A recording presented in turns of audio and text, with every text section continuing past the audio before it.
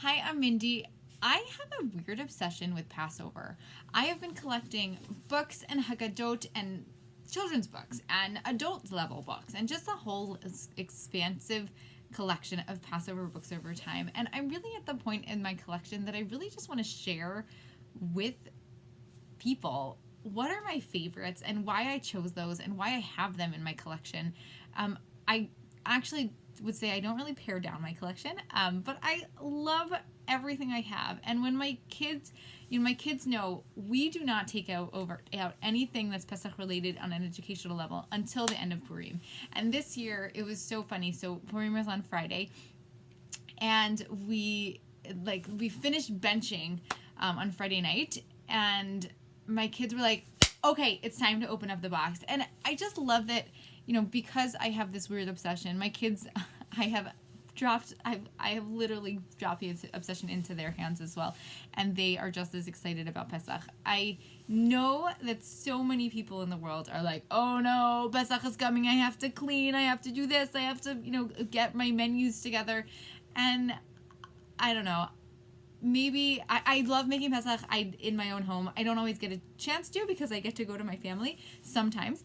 And because of that, I don't know. I never thought the food was a big deal. It's not my thing. It's also just not my thing. I love to talk about books and resources. So today I would like to share with you one of my favorites from my collection of books. And I'm going to start in the children's section of my box because that's obviously Pesach is all about sharing sharing with our children. So I'm going to start there. So one of my absolute favorite in my Pesach collection is called Free at Last, from Mud to Mirth, a Pesach Tale, and it is by Michael Broll, David Chemla, and Daniel Bensmein. Now, I haven't been able to find them. I haven't tried very hard, but I particularly love this text, and I'm going to there's a bunch of different caveats I want to talk about.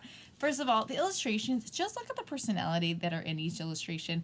There's just so much character, and it's different, right? They don't, this girl has purple hair. It's just a really, really well illustrated book. I'm going to just share with you some of the images that are in there.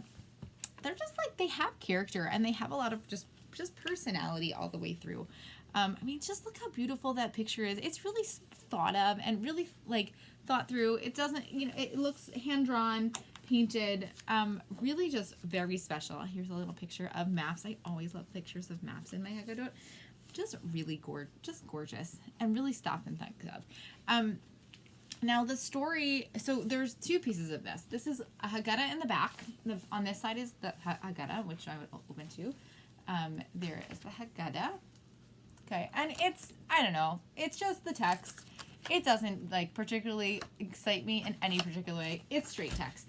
Even my son was looking at it and he's like, oh, there's some parts of Mirth that are missing. But the absolute crown jewel of the Haggadah is actually not the book itself, and I love the illustrations.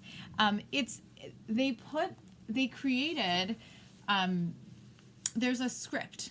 The script is the core. So the core, if you open the front page of the text, it is a script, and it's about a boy named David and his sister Miriam, and he's this modern boy and modern girl, and he starts the scene and he's he's in a dream, and he's with his mother's trying to wake him up, and because they have to go build bricks for make bricks for Paro,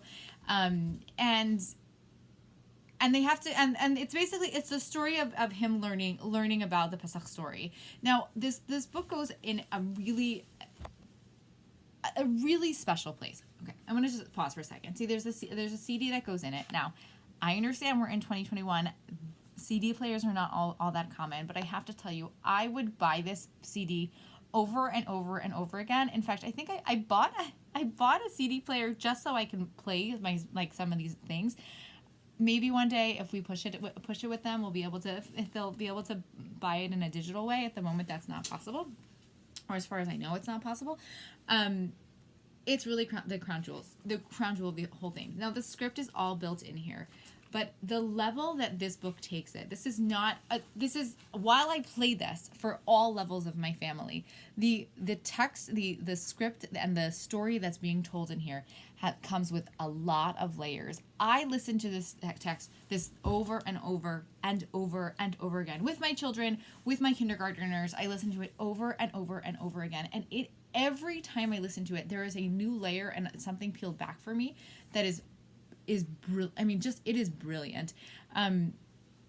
The basic premise is there's a family, they invite people to the Seder who are not so versed in the Torah story, and this is Eliyahu. Of course, he's never called Eliyahu. He's kind of this character that comes to step into the story and kind of fix the boring manishtana that is out there. And he ultimately goes into a very, very rich Devar Torah about, that the story of leaving Egypt starts way back in Haran, where Avram and his father lived, and like the tension and the change, right? The beginning level is that Avram, he realizes that you shouldn't be worshiping idols, that you need to leave that place and go to a new land to discover yourself. And then later he talks about how Avram and the Brit Bein HaBesarim is really the spot of understanding how Hashem took us out of Egypt, take it back. Hashem made a promise to Avram that that his descendants are going to be slaves in a land, and it just seems so crazy. And why is he doing this? And the conclusions that the CD and the hearing it is really just the magic of it. It just brings it's really so rich, and I can't boil it down. I mean, I could read you the text. I could read it to you, but I'm not going to. I would just show you. So there are pictures, and then the script is here. I have to tell you, I mean, I'm obsessed. I mean, it's beyond obsessed with this CD. I really, really, really recommend it.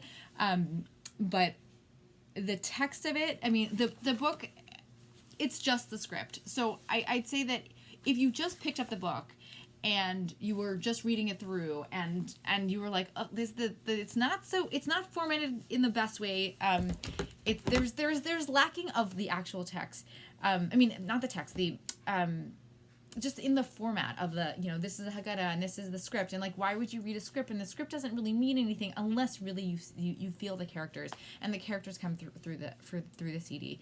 And I'm again, as I said, I mean, I've listened to it in the car, I don't know, back and forth to school 10 times just in the last two weeks, but and it's right now it's Bet's Nissan right now, and then I listened to it with my kindergartners 4 times in the last 2 weeks. It is that level of just real magic. So I cannot recommend this text enough. Please, if you have any comments or anything you want to share, I really would love to trying to find the authors. So on the back, this is the, okay, it's probably flip for you, but I can't, this website doesn't exist, so I don't know how to find them, but I'm a big believer in it, so I'm going to push it. So everyone, have a Chag Kasher v'Sameach, and I hope really, like, Pesach should be just a time of freedom, and in the whatever the climate that we've been in, I just want to really hope that your Seder and your whole experience of Pesach is an experience of freedom, because that's what we're built in with. That's what's built into the Pesach cake, I guess. Anyway, Chag Kasher v'Sameach. Bye.